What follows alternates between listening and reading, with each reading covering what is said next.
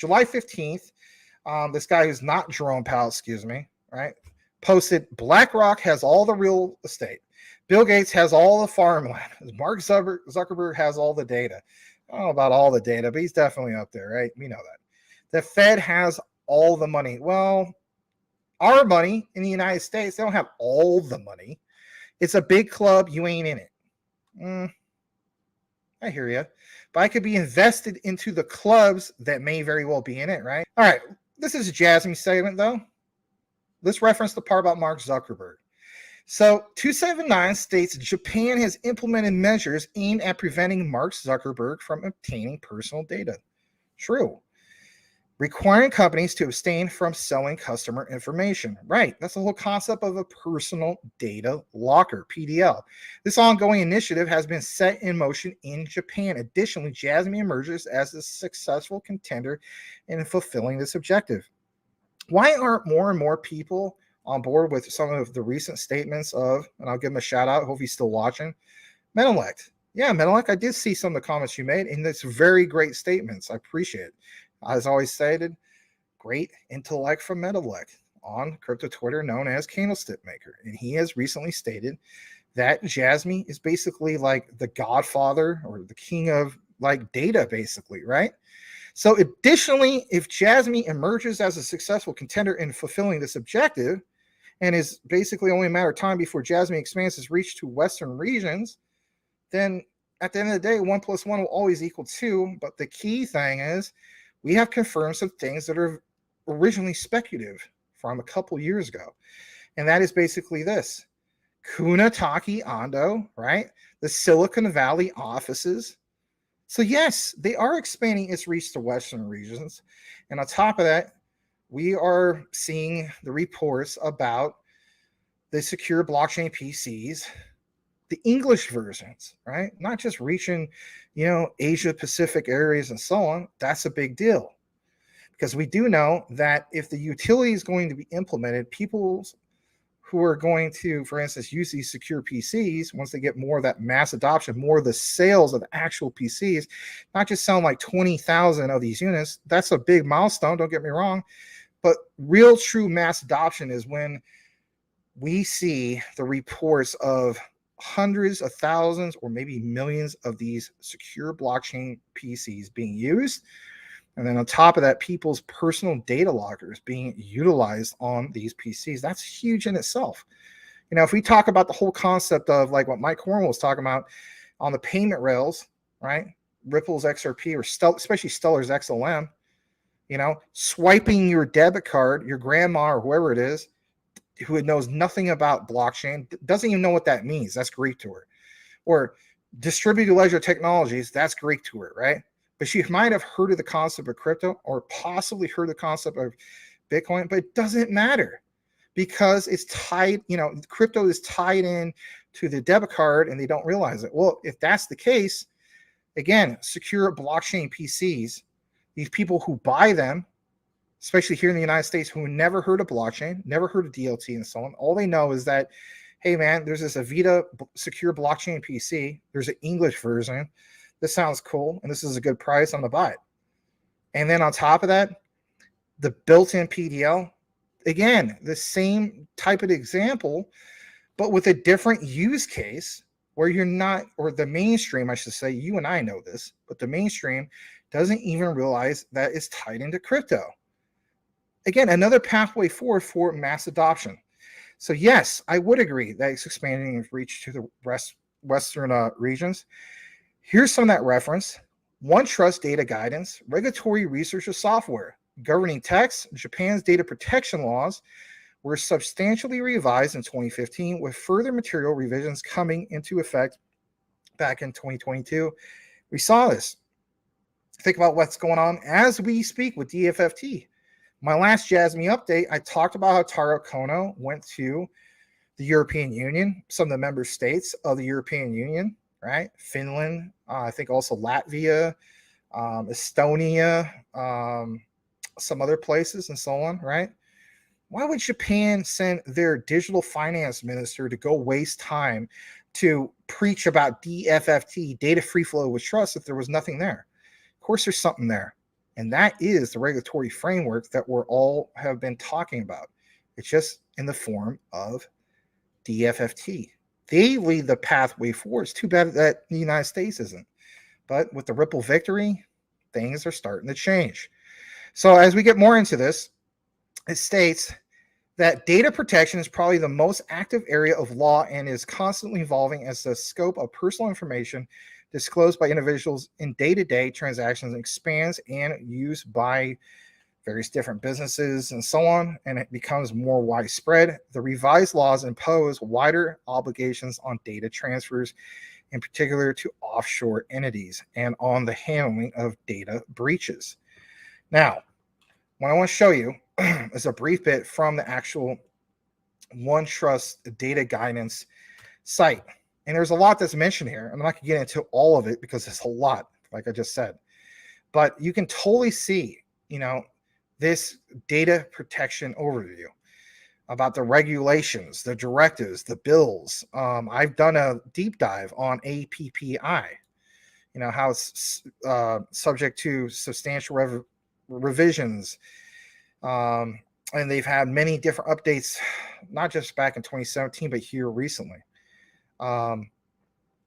We understand also that there's updates to certain guidelines, like we have HIPAA laws, or HEPA laws, if you want to pronounce it the right way, here in the United States in regards to medical billing, medical data, and who can, who has access to that data, or who can read those forms or print them out. You have to sign consent about that. But over in Japan, they have similar things, but it's a lot more complex and it's a lot more advanced. And as we know, when it comes to, like it says, this data protection, Jasmy has these connections with the government. And you may think, well, no, that's not the case. Yes, it is the case. And things that used to be speculative are no longer speculative. We've had confirmation on some stuff. That's why I provide you guys a lot of the information on the deep dives. But one of the key things I want to point out, and maybe guys get sick and tired of me mentioning this, is that CARE project. Now, some people say, well, big deal, CARE project. Who cares? It's just a healthcare, but it's just with Jasmy. They don't got any other partners. Bull. Who's one of the biggest partners they have? It's Ripple. Yeah. So Jasmy is partnered with some big key players that are part of the mix. All right. And that is significant. CARE project is huge. All right. That pathway forward. I want to get into this part real quick. The financial sector, because for some people, everybody wants to, know where the institutional money is going to. And if we're going to talk about, Jasmy, like, do they really have something going on with the financial sectors? Well, yeah. Look what it says. For credit card business and businesses which use genetic information, the Ministry of Economy, Trade, and Industry, which is METI, issued the following guidance. Guidelines for personal information protection. You guys wanted me to get to the juicy stuff. And credit industry, only available so far in Japanese, as far as, to read it. I don't have the interpretation, but come on, does that not sound bullish in itself? Guidelines for the protection of personal information in the industry using genetic information of individuals in the economic and industrial sectors. You don't think that sounds big? Guidelines for personal information protection in the financial industries, practical guidelines for security policies regarding personal information protection in the financial industry. Who was the first cryptocurrency to be actually approved by the FSA in Japan? That was, that's why they're called the Bitcoin of Japan. It's Jasmy. Flutter can FUD that all they want, but if we're talking about the SEC here in the United States and how they label Ripple back 2020 as being security, well, what about Jasmy and the FSA, which is Japan's version of the SEC, but I at least have respect for them. That's huge, because the reason why it's huge is, again, they are well connected to the decision makers. And again, maybe some people just don't like me mentioning this, but I got to mention it once again. If you're a newcomer, Genki Oda, who is part of a key player of BitPoint, who has, I think, something like oh man, like 51% of, I forgot exactly what it was, but well invested and partnered with Jasmy. And Genki Oda is also part of SBI Japan. What do we find out here recently? SBI Japan has another key player that recently decided to go all in, if you will, in Japan. XDC. If you guys seen my last, not my last deep dive video, but the video on QNT, Jasmy, and XDC breaks it all down for you. That's why we have these deep dives. That's why we have a recorded section. It's not just about the live shows, but find out more about it. You look more into it. If anything, I bring it to you guys in an actual recorded video. But it's big stuff. Japan is totally leading the way. And then to wrap it up, because we did talk about the CARE project, and then we'll end the show here in a bit. For the medical sector, the Ministry of Health, Labor, and Welfare, which is the MHLW, issued the following guidance. And before we wrap it up, you got to listen to this. Guidance for the appropriate handling of personal information by medical or care-related services.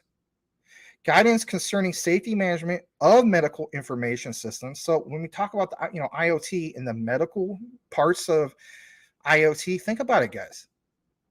Ethical guidelines concerning medical research targeting humans.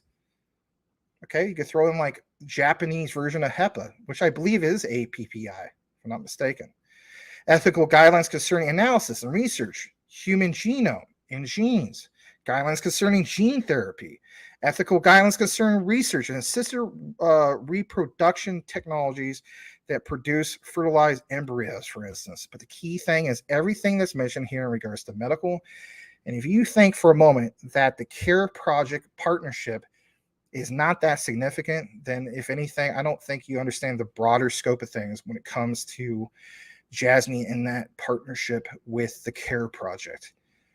Think about this one last time. If Ripple was a diamond sponsor of IVS Crypto 2023, which they were, and that was a recent thing, Jasmy, for instance, was one of the key companies that was there as well. At the end of the day, I mean, think about like how well you can be connected to some of these things. Jasmy doesn't have a key partnership or direct partnership with Ripple. But if anything, as the saying goes, it's not exactly what you know, it's who you know. Could have been very well possible that Jasmy was able to partner with the CARE project by networking somehow with Ripple. Possibility. I'm not saying that's exactly what happened, but if both are partnered with the CARE project, then it does make you wonder. Anyway, thought I'd give you guys the information. That concludes our coverage for the night on everything, and glad to bring it to you guys. Please smash that like on your way out.